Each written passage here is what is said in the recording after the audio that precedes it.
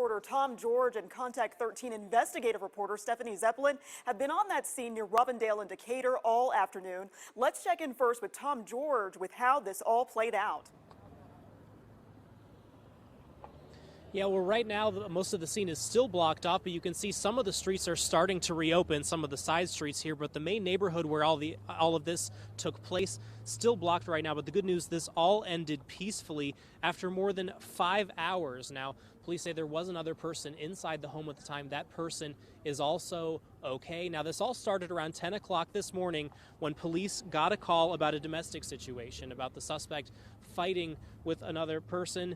Now, the authorities tell us that's when he was armed. He went out with a rifle and began firing at the officer. Luckily, the officer wasn't hurt, but they say that's when the suspect went into another house, barricading himself inside for hours on end. Now, earlier we saw SWAT teams. We saw choppers flying overhead, all as they tried to end this situation peacefully. Eventually, around after 3 o'clock, they say they were able to begin communicating with the suspect and were able to get him out without anyone being hurt. Now, right now, the investigation is shifting into investigating into what led up to those shots. Right now, it's not clear what charges, if anything, that suspect will be facing, but as you can see here, a very busy scene right now, and this really created a lot of chaos for people who live in this neighborhood. People were having to evacuate their homes, and for more on that part of the story, we're joined by reporter Stephanie Zeppelin. She's live with that part of the story. Stephanie?